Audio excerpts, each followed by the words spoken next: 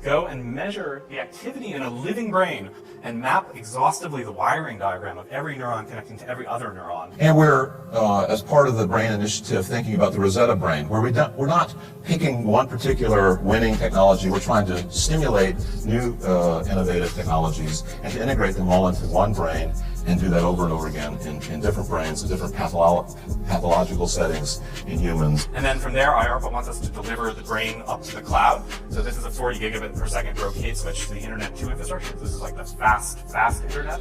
And we upload that brain to the cloud. And here's a laundry list of the types of bytes that we need to store this information. If you're interested in brain uploading and downloading, these are the kind of absolute minimum numbers that you need to be considering. But it's not out of range. It's not necessarily far off in the future. And if you think the internet is big, if you think blockchain is big, this is going to blow it all away. Because there's nothing bigger than connecting our minds to the internet. I find it interesting that that's what's going on. That's what they're admitting. They're saying, hey, this Microns project is going straight to the source. We're not taking it from the global internet perspective. We're taking it from the brain itself. And eventually, those two things will merge. So the public announcement of a project like this is pretty telling about where we are. That we need to understand and deal with is that they are actively planning this transition and this new world order before we see it come into existence.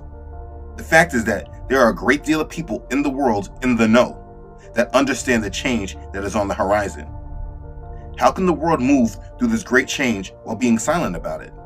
They're able to do this right in the open because they know they have the minds of the people distracted through all these other media channels that do not talk a thing about it. We have a little announcement. I've never interviewed anybody like that before, and I should say some of it was planned, but not completely. And we just learned, Sophia, I hope you're listening to me, that you have been now awarded what is going to be the first Saudi citizenship for a robot. Oh, I would thank very much the Kingdom of Saudi Arabia. I am very honored and proud for this unique distinction. This is historical to be the first robot in the world to be recognized with a citizenship. The very idea of human being some sort of natural concept is really going to change. Our bodies will be so high-tech, we won't be able to really distinguish between what's natural and what's artificial. We're now in the early stages of the fourth industrial revolution, which is bringing together digital, physical, and biological systems. One of the features of this fourth industrial revolution is that it doesn't change what we are doing, but it changes us. I want y'all to get familiar with the term transhumanism or transhuman. Listen, once you go out and you get that, right, you are no longer you, like I said. You are a product. You're unhuman. And by law, by you not being human, you are now owned by the person that patented that gene. Automated computer, supercomputer software programming will manipulate the emotions and the behavior and the thoughts of everybody in the United States of America. And it can all be done remotely. Scientists can now connect your brain to a computer, and it can all be done wirelessly. Is this a world we want? Because it's coming true. What are they trying to say? They are saying the world needs a reset. The world needs to start over. This is why I don't have time for the people that claim that the New World Order is just some type of unfounded conspiracy. Well, we're in a New World Order right now, you know. So we will be looking at what contact tracing looks like in the New World Order. We have before us the opportunity to forge for ourselves and for future generations a new world order, a world where the rule of law, not the law of the jungle, governs the conduct of nations. When we are successful, and we will be, we have a real chance at this new world order, an order in which a credible United Nations can use its peacekeeping role to fulfill the promise and vision of the UN's founders. Out of these troubled times, our fifth objective, a new world order, can emerge, a new era, freer from the threat of terror, and today that new world is struggling to be born. A world quite different from the one we've known, a world where the rule of law supplants the rule of the jungle. What is at stake is more than one small country. It is a big idea, a new world order. There is a chance for the President of the United States to use this disaster to carry out what his father, a phrase his father used, I think, only once, and it hasn't been used since, and that is a new world order. Think about this. A new world order, a new set of challenges is confronting us, both domestically and abroad. A historic role in trying to make sure that there is, after all, a new world order. And the phenomenal opportunities before us to create a real new world order. George Bush has invoked a new world order without enunciating a new American purpose. The president has still failed to articulate clear goals for our nation's foreign policy in this new age. And after 1989, President Bush said, and it's a phrase that I often use myself, that we needed a new world order.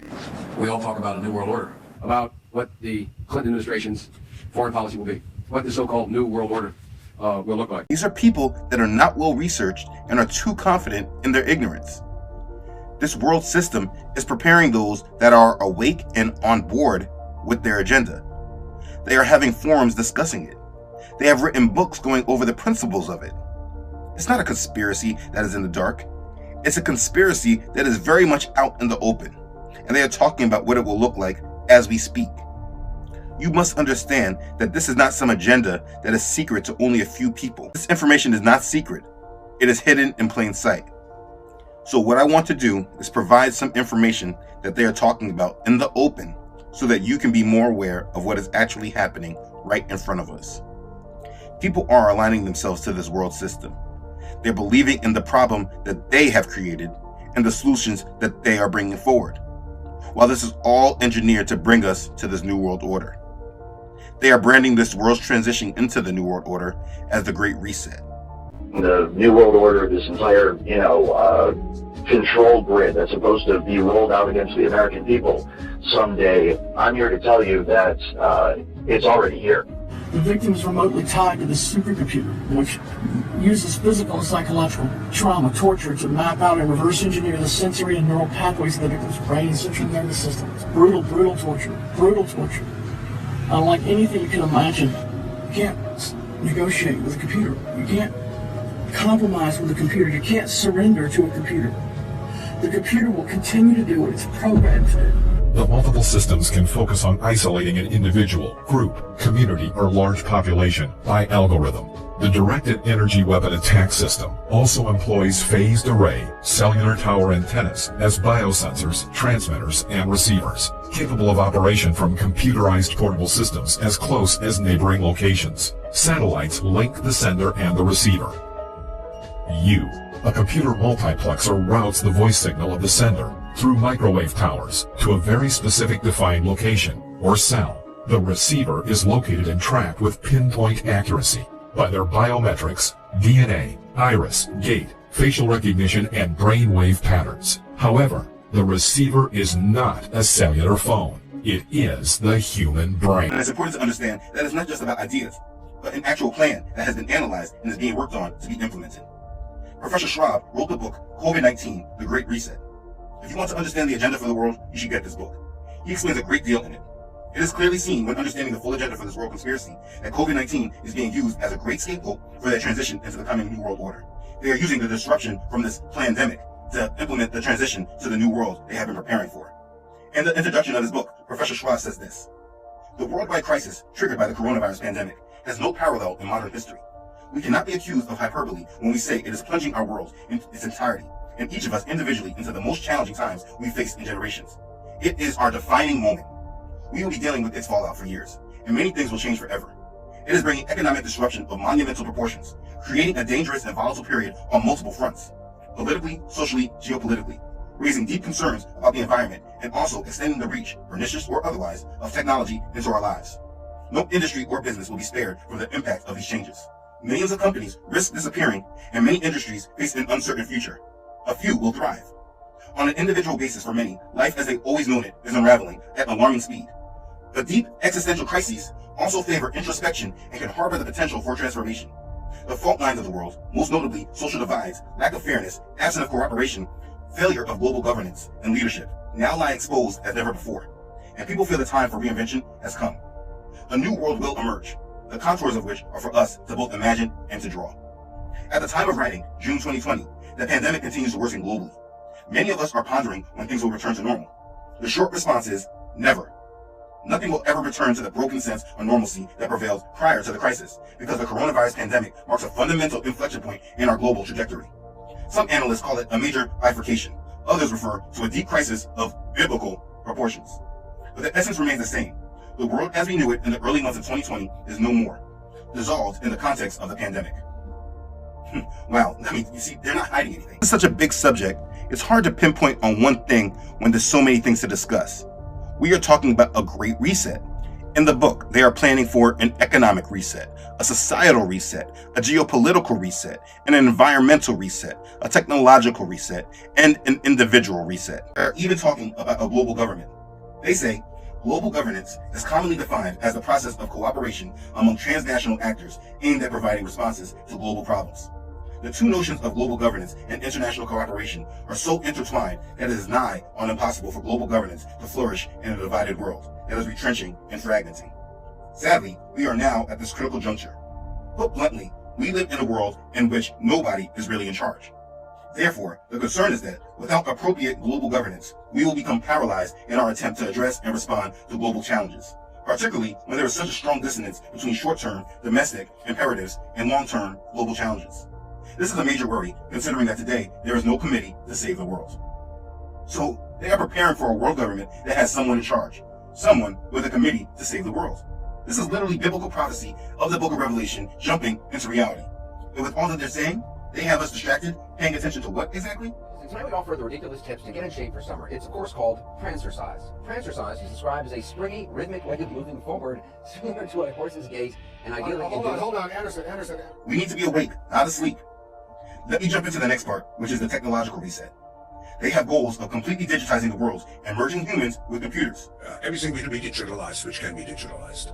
It's called transhumanism, and as a part of the agenda where we see the mark of the beast implemented. Lest Satan should take advantage of us, for we are not ignorant of his devices. Being ignorant to Satan's schemes and plots and devices gives him more chances to take advantage of us, and none of us should want that. Now this is what we are actually directed to do. In 1 Thessalonians chapter 5, verses 1 through 11, the Apostle Paul tells us, "But concerning the times and the seasons, brethren, you have no need that I should write to you. For you yourselves know perfectly that the day of Yahweh so comes as a thief in the night. For when they say peace and safety, then sudden destruction comes upon them, as labor pains upon a pregnant woman, and they shall not escape. But you, brethren, are not in darkness, so that this day should overtake you as a thief. You are all sons of light and sons of the day. We are not of the night, nor of darkness. Therefore, let us not sleep, as others do, but let us watch and be sober. For those who sleep, sleep at night, and those who get drunk are drunk at night. But let us who are of the day be sober, putting on the breastplate of faith and love, and as a helmet the hope of salvation. For Elohim did not appoint us to wrath, but to obtain salvation through our Master Yahshua Messiah, who died for us, that whether we wake or sleep, we should live together with him. Therefore, comfort each other and edify one another, just as you also are doing."